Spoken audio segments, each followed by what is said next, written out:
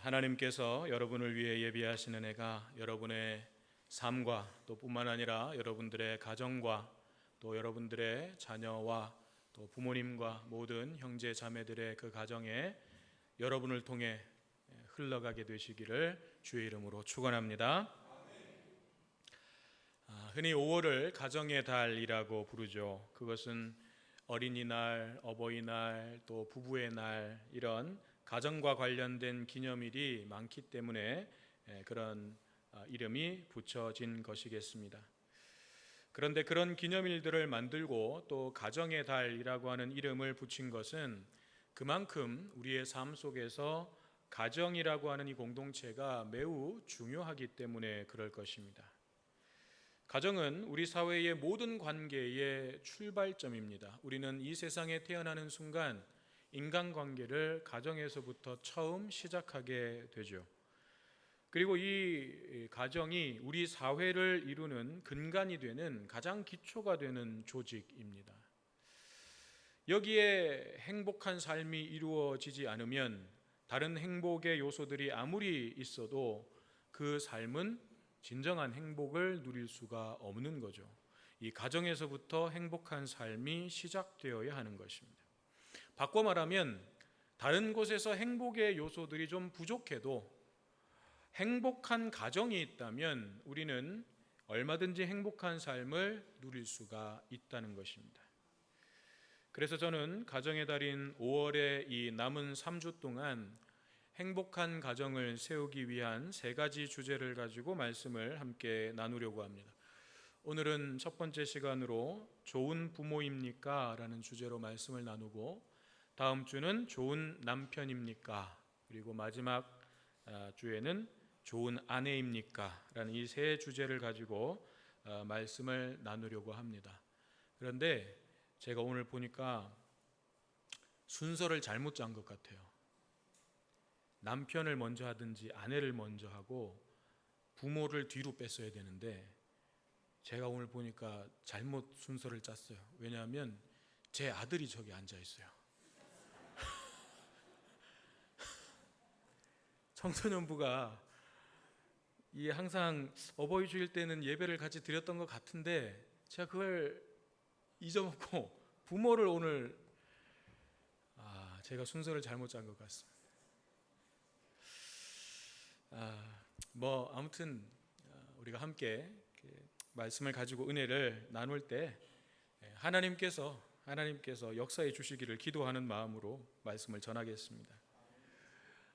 사실 뭔가 특별한 얘기를 하려고 하는 건 아니에요. 새로운 이야기를 하려고 하는 것은 아닙니다. 어쩌면 우리가 잘 알고 있고 또 들어보았던 그 뻔한 이야기를 하게 될지도 모르겠습니다. 아니, 그 뻔한 얘기를 하게 될 겁니다.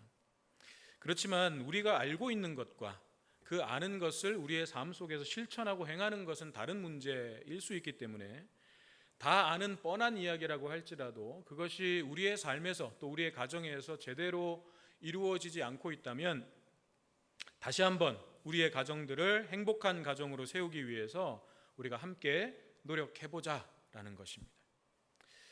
행복한 가정이라고 하는 것은 가정을 꾸렸다고 해서 그냥 주어지는 것이 아니죠. 결혼을 했다고 무조건 행복한 결혼 생활이 시작되는 건 아니듯이 가정의 구성원들이 각자의 자리에서 자기의 역할이 무엇인지를 알아야 되고 그 역할을 잘 감당할 때 그런 수고와 노력이 있을 때 얻어지는 열매가 행복한 가정이라는 거죠.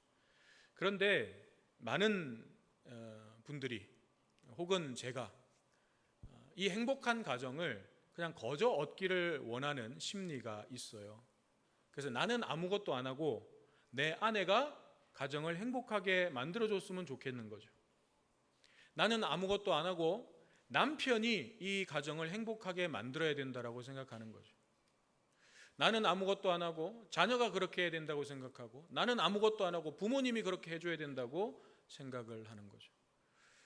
그렇지 않습니다. 행복한 가정은 우리 모든 가족 구성원들이 각자의 자리에서 자기 역할들을 열심히 잘 해낼 때 열매로 주어지는 것입니다. 특히 우리가 그리스도인들이라면 가정은 하나님께서 우리의 행복한 삶을 위해서, 하나님의 형상대로 지음받은 저와 여러분들의 행복한 삶을 위해서 세우신 거룩한 공동체라는 것을 믿어야 돼요. 가정은 그런 곳이에요. 앞서 제가 말씀드린 것처럼 가정은 우리 사회를 이루는 가장 기초가 되는 조직, 또 모든 인간관계가 출발되는 곳, 이런 어떤 사회학적인 개념으로서의 가정만이 아니라 저와 여러분들에게는 하나님께서 이 가정을 우리에게 주셨다. 왜? 우리의 행복한 삶을 위해서.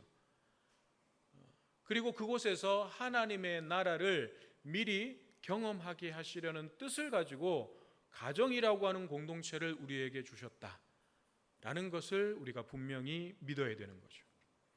그러므로 하나님께서 성경을 통해서 가르쳐주고 계시는 좋은 부모, 좋은 남편, 좋은 아내 혹은 또 좋은 자녀의 모습이 무엇인지를 깨닫고 그 말씀에 순종하는 것은 우리의 삶을 향한 하나님의 뜻을 이루는 것이기도 한 것입니다.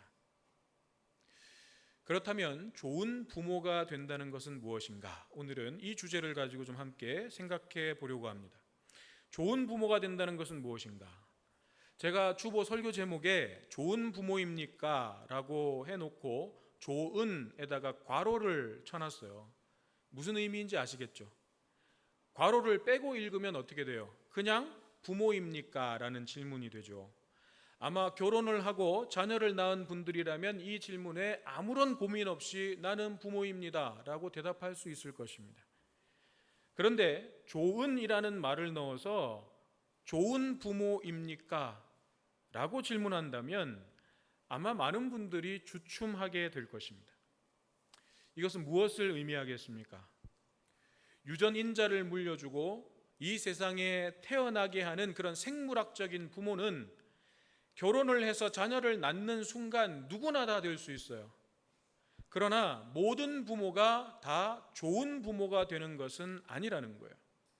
좋은 부모는 수고와 노력이 있어야 된다는 것입니다.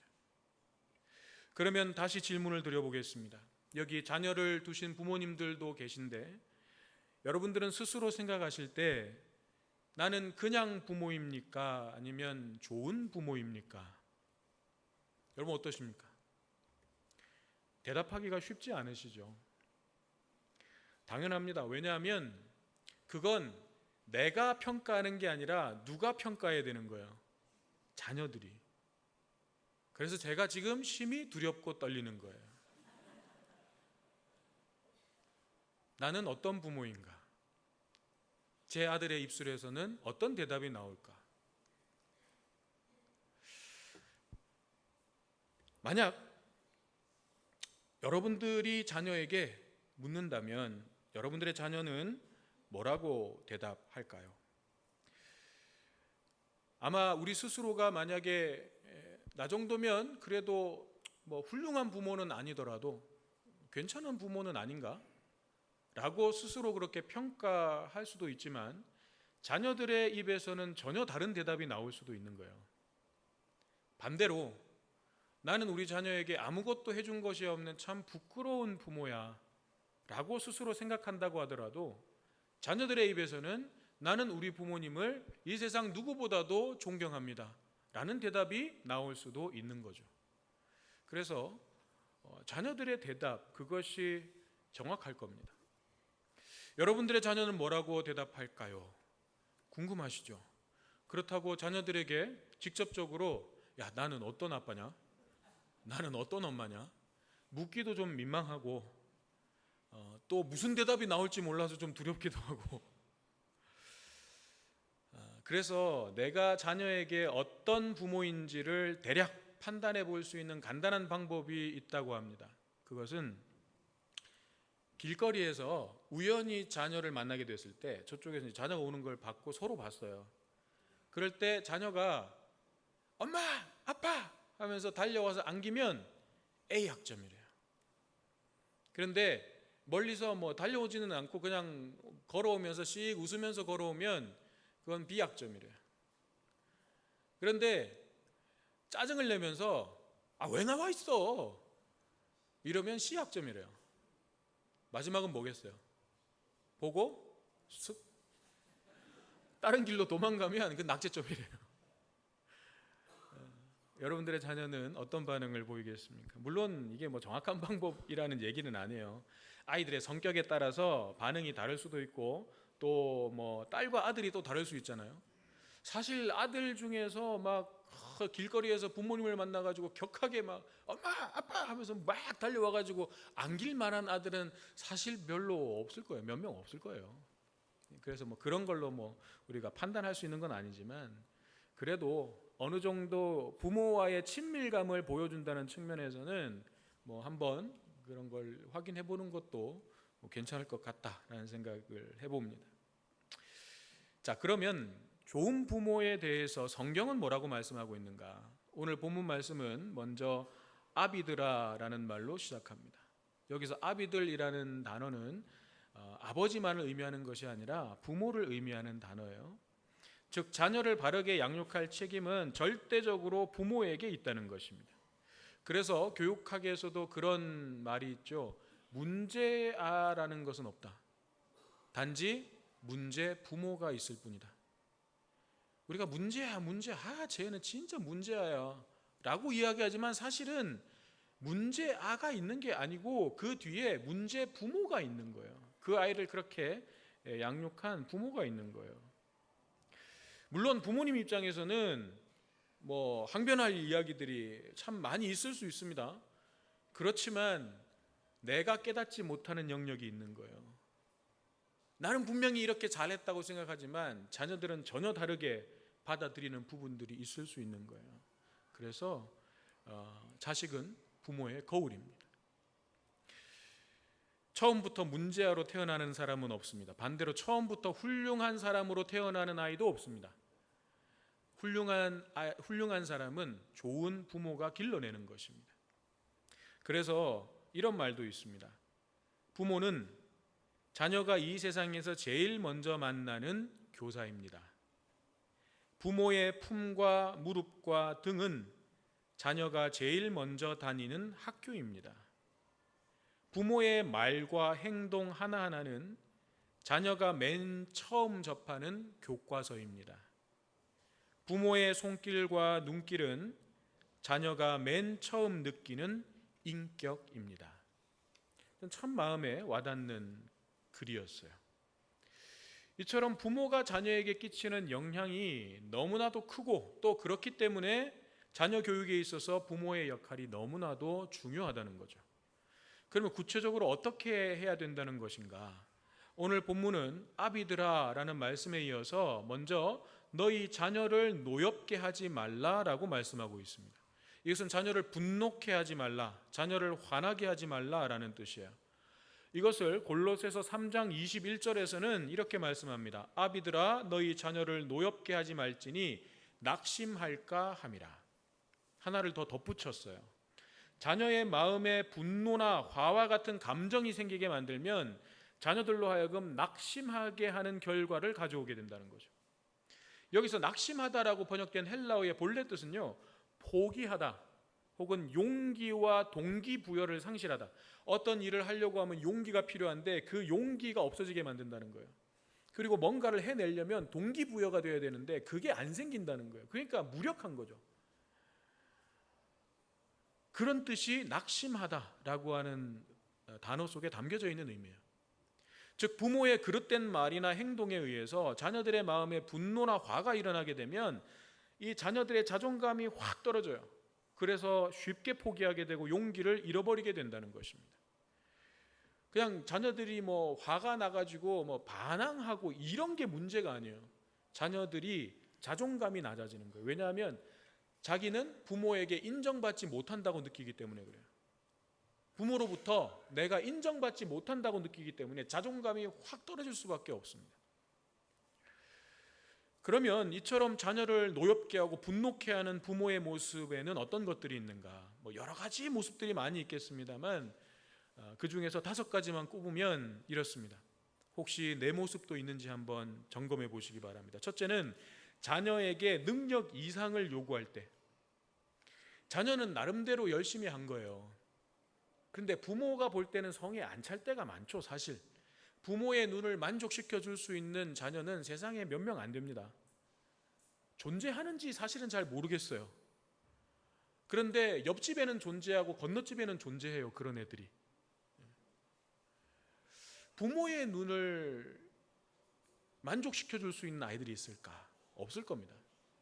자녀들은 나름대로 최선을 다한 거예요. 그런데 실패했을 때 속상하죠. 자녀들도 자기도 속상해요. 그런데 거기다가 대고 보통 부모님들은 어떻게 이야기를 해요? 네, 그럴 줄 알았다. 넌 그거밖에 못하냐? 너 시험 준비 안 하고 맨날 TV 보고 맨날 뭐 하고 맨날 놀 때 내가 알아봤다고. 꾸짖는 것부터 먼저 나가죠. 그 아이가 얼마나 속상해하고 있는지, 본인도 얼마나 부끄러워하고 있는지, 그런 것들에 대해서 감정을 읽어주지는 못하고 바로 꾸짖음이 나가는 거예요. 두 번째는 자녀들의 마음과 생각, 감정 이런 것들은 무시하고 부모의 생각이나 뜻만 강요하는 거죠. 그래서 어떤 집은 가훈이 SK래요. SK가 무슨 뭐 서울대, 연대, 고대 이거 얘기하는 게 아니고 그냥 SK. 시키는 대로 해요. 시키는 대로.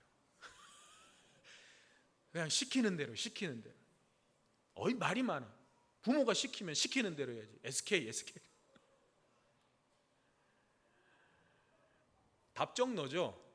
요즘 말로 답은 정해져 있어. 넌 대답만 하면 돼. 부모가 모든 걸 다 결정해놨어요. 자녀에게는 선택의 자유가 없어요. 그냥 부모가 정해놓은 답을 강요하는 거예요. 자, 대답해.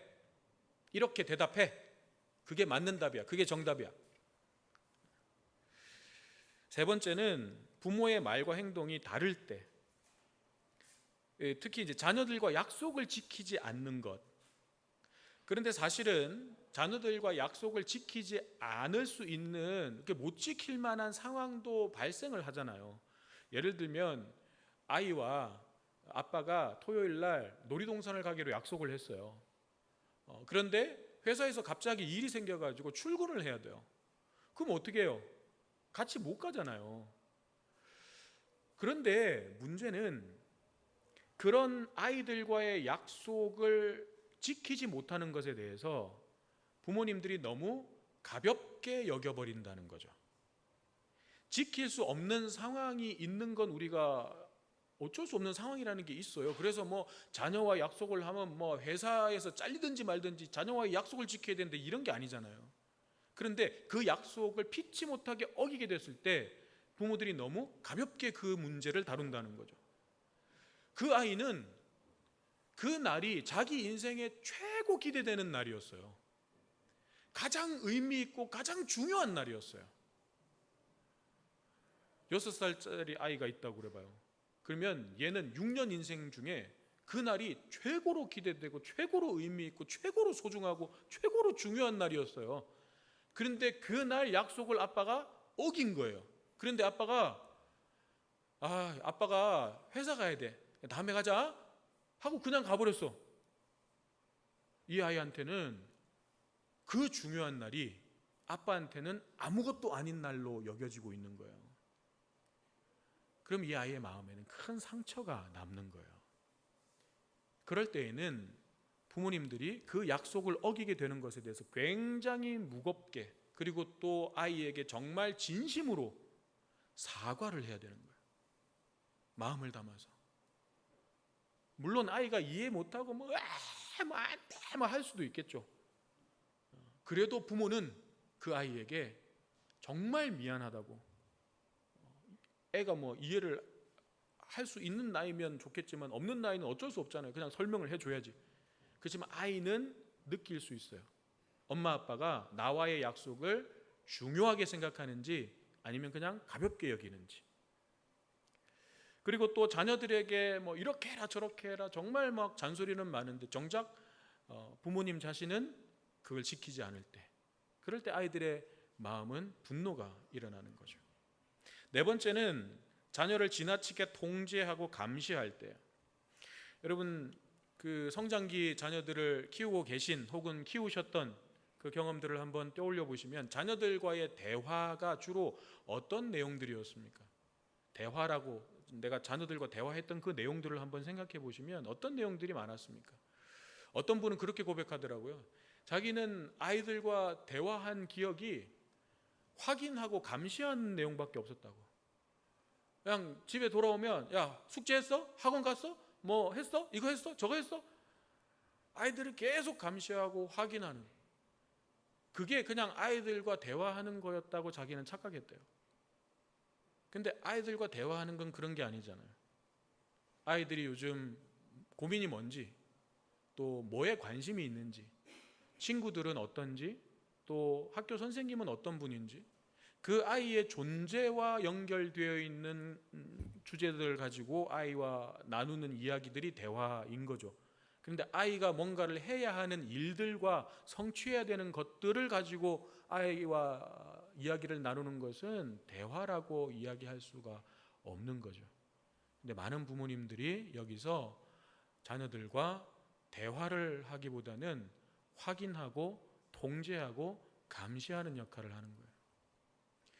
어떤 분은 일 마치고 집에 들어오면 이제 아이들만 있을 때 딱 들어오면 이제 아이들은 후다닥 하고 이렇게 하는 소리가 이제 밖에서도 부모님들은 딱 감지가 되잖아요. 그러면 와가지고 뭐 확인하는 거죠. 이거 했어, 저거 했어. 그러면 애들이 이제 자기 나름대로의 변명을 하는 거예요. 이래서 못했고 저래서 못했고. 그리고 이제 그 엄마는 딱 가가지고 TV에 손을 얹어본대요. 왜 그렇겠어요? 이게 온도 가지고 TV를 얼마를 봤는지 측정이 가능하다는 거예요. 그 정도로 아이들을 올가매는 거죠. 그럼 아이들의 마음이 병드는 거야. 부모가 보는 데에서는 하는 척하지만 부모가 안 보이는 데서는 자기 마음대로 하게 되는 거예요. 다섯 번째는 우리 모두가 다 공감할 것입니다. 비교할 때, 같은 형제들 안에서 비교하든 다른 집 아이들과 비교하든 비교하는 것, 이런 것들이 정말 부모가 자녀를 노엽게 하고 분노케 하는 모습들이죠. 이런 내용들을 종합해 보면 결국 좋은 부모의 모습이라는 것은 자녀들을 한 사람의 인격체로 인정해주고 존중해 주는 것이에요. 그들의 마음과 생각, 감정을 인정해 주는 것에서부터 좋은 부모는 시작되는 것입니다. 이런 과정이 없이 이어지는 모든 부모의 말과 행동은 자녀들에게 잔소리로 들릴 뿐이고 간섭하는 것으로밖에 느껴지지 않는 거죠. 그렇다고 자녀들이 원하는 대로 다 해줘야 되고 자녀들의 기분을 다 맞춰줘야 되고 그런 의미가 아니에요. 자녀의 감정을, 그 말을 지지해주고 인정해주면서 스스로 생각해서 바른 선택을 할 수 있도록 도와줘야 된다는 거예요. 다시 말하면 아이들을 인격체로 대우하면 그 아이도 마음이 있고 생각이 있고 또 이 감정이 있다는 걸 인정해 주는 거잖아요. 그러면 아이가 어떤 선택을 했을 때 그 아이도 분명 나름대로 자기 어떤 이유와 근거를 가지고 선택을 하는 거예요. 그게 물론 부모의 눈에서 보면 정말 모자라고 안 맞고 정말 틀린 거고 그렇게 보이는 거라고 할지라도 아이는 나름대로 이유와 근거를 가지고 그걸 선택한 거란 말이에요. 그러면 제일 먼저 뭘 해줘야 되냐? 그걸 인정해 줘야 돼요. 아, 네가 그래서 그걸 선택했구나. 아, 그런 이유 때문에 네가 이렇게 한 거구나. 그리고 나서 자기 선택에 대해서 다시 한번 생각해 볼 수 있는 이야기들을 해주는 거예요. 그런데 이렇게 한번 생각해 보면 어때?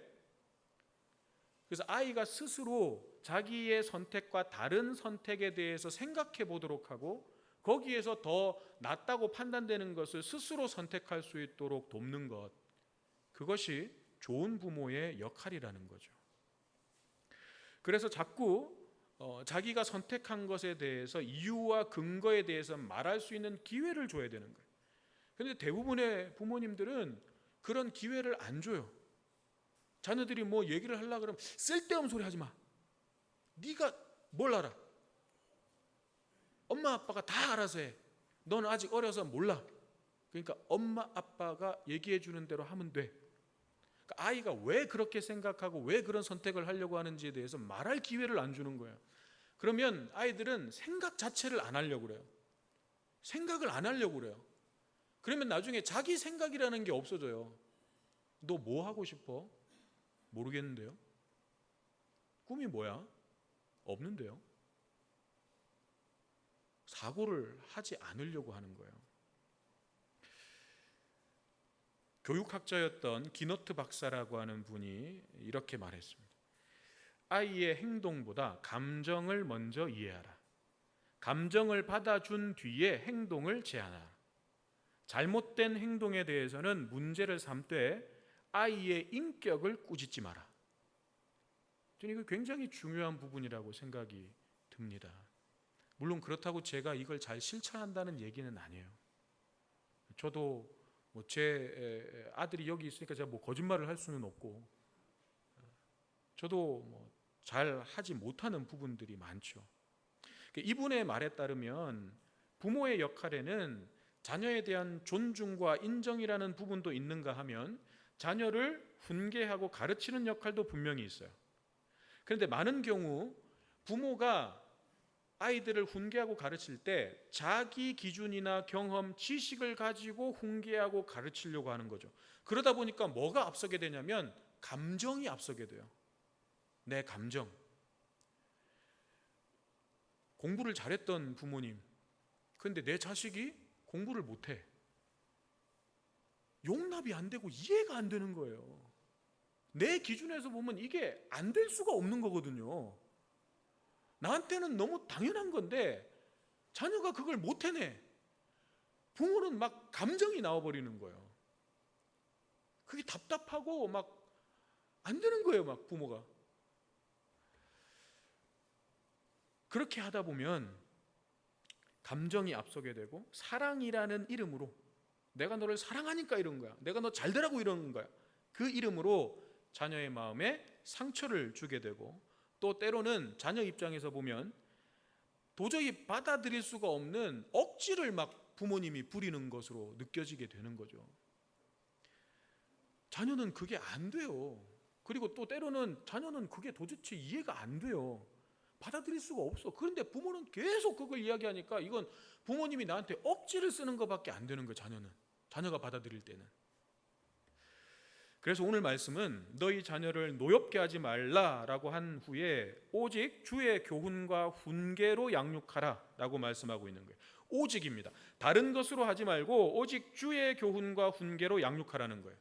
왜냐하면 사람의 기준, 사람의 지식, 사람의 경험과 같은 것들은 도움은 될 수 있어요. 분명히 부모의 경험과 지식과 지혜가 자녀에게 분명 도움이 되는 거죠. 그렇지만 그런 것들이 자녀의 인생의 진리가 될 수는 없어요. 그건 자녀에게 똑같이 적용되는 진리가 될 수는 없어요. 오직 하나님의 말씀만이 진리이기 때문에 디모데전서 3장 16절의 말씀처럼 오직 하나님의 말씀만이 교훈과 책망과 바르게 함과 의로 교육하기에 유익한 거예요. 그래서 주의 교훈과 말씀으로 훈계하는 거죠. 그런데 여러분, 얼마나 많은 그리스도인 부모님들이 자녀들에게 세상의 지식과 경험을 쌓게 하는 데는 혼신의 힘을 다하면서도 하나님에 관한 지식을 가르치고 하나님을 만나고 경험하도록 이끌어주는 일에는 얼마나 무관심한지요. 자녀들에게 세상 학문을 가르치는 데는 그토록 엄격하면서 자녀들이 주일을 성수하고 하나님께 예배를 드리도록 하는 일에는 왜 그렇게 관대한지요. 좋은 부모는 자녀를 노엽게 하지 않는 것을 넘어서 적극적으로 하나님의 말씀과 하나님의 가치관과 하나님의 방법을 가르치는 부모입니다. 자녀들이 하나님을 만나고 경험하도록 이끌어주는 부모입니다. 그 무엇보다도 자녀들의 믿음이 잘 자라고 있는지에 관심하고 그것을 도와주려고 애쓰는 부모입니다. 그러기 위해서는 당연히 부모 자신이 먼저 하나님의 말씀을 배우는 일에 힘써야 될 것이고 그 말씀대로 살아내려고 씨름하는 모습을 보여줘야 되는 거죠. 물론 힘든 일입니다. 목사인 저 역시도 그 역할을 제대로 못할 때가 더 많습니다. 아무리 이런 내용들을 알고 있어도 자녀들에게 실수하고 또 좋은 부모로서의 역할에 실패할 때가 많습니다. 그래서 이 세상에는 완벽한 부모는 없습니다.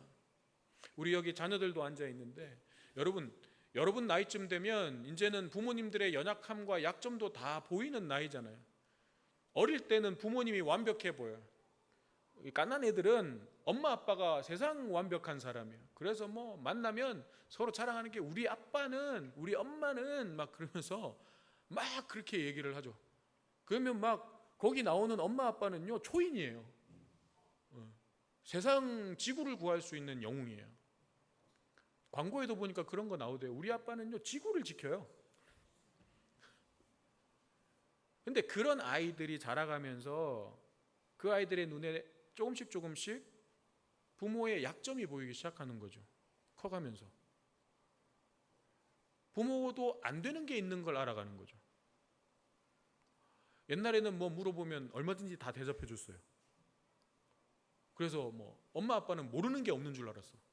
그런데 애가 학년이 올라가면서 가지고 와가지고 아빠 이거 좀 가르쳐줘, 엄마 이거 좀 풀어줘. 초등학교 수학 문제인데 왜 이렇게 어려워요? 문제 자체를 이해를 못 하겠어요.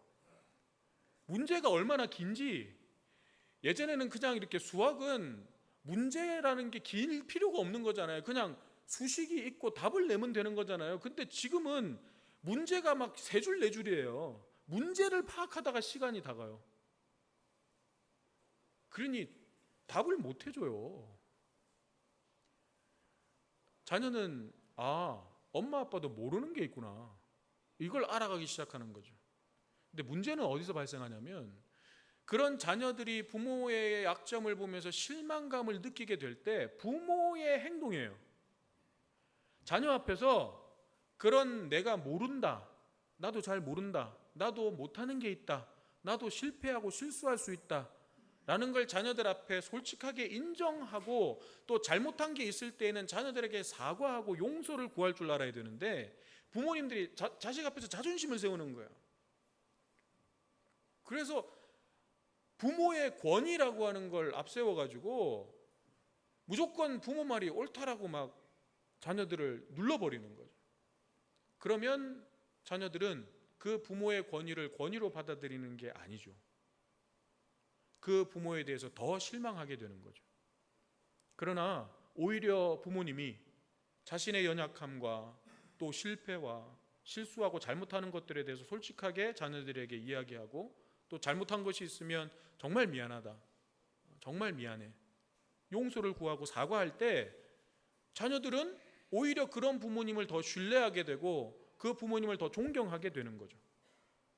혹시 여러분들 가운데 자녀들에게 뭔가 좀 미안하다고 해야 될 일이 있는데 내가 이거 참 늘 가슴에 이게 늘 한켠에 있어가지고 늘 미안한 마음이 있는데 시간도 너무 많이 지났고 지금 와가지고 그걸 뭐 또 미안하다고 하기도 되게 민망하고 그래서 그냥 뭐 시간 세월이 그냥 해결해 주겠지 하고 그냥 담아두시면 안 돼요. 자녀의 마음속에는요 그게 계속 남아 있어요. 그런데 부모가 그 이야기를 꺼내고 미안하다, 정말 미안했다, 나 용서해줘 라고 이야기할 때 그 응어리가 싹 풀리는 거예요. 제가 언젠가 그런 말씀 드린 적이 있어요. 제가 그걸 경험했다고. 여러분, 자녀들은 누구나 자라가는 과정 속에서 부모님으로부터, 부모님은 불완전한 존재니까, 완벽한 부모님이 없으니까 부모님으로부터 크고 작은 상처들을 받게 되죠. 저 역시도 그랬습니다. 그런 것들이 제 마음 한 구석에 이렇게 응어리처럼 맺혀 있는 거죠. 그런데 제가 결혼하고 어느 날 고향집에 갔을 때 아버지가 저를 방으로 따로 부르셔가지고 제 앞에서 눈물을 흘리시면서 너무 미안했다고, 아빠가 잘못했다고 그렇게 눈물을 흘리시면서 저한테 사과를 하고 용서를 구하시는 거예요. 여러분, 이게 쉬운 일이 아니잖아요. 부모로서 자녀 앞에서 눈물을 흘리면서 미안하다고 용서해달라고 먼저 이야기를 꺼내는 것이 저는 정말 어려운 일이라고 생각이 들어요. 그런데 그 순간 제 마음 한구석에 응어리져 있던 것들이 싹 녹는, 그냥 싹 없어지는 그 치유와 회복을 제가 경험했다니까요. 여러분, 두려워하지 마세요. 자녀에게 내가 이렇게 하면 자녀가 나를 무시하지 않을까? 아니요, 전혀 그렇지 않습니다. 내가 자녀에게 이렇게 하게 하면 서로 더 민망해지지 않을까? 아니, 전혀 그렇지 않습니다. 용기를 내십시오. 자녀에게 먼저 다가가셔서 사과할 일이 있으면 용기 있게 사과하시고 용서를 구하십시오. 자녀의 마음속에 그 상처들이 치유되고 회복됩니다. 거기에서부터 진짜 좋은 부모님이 시작되는 거예요.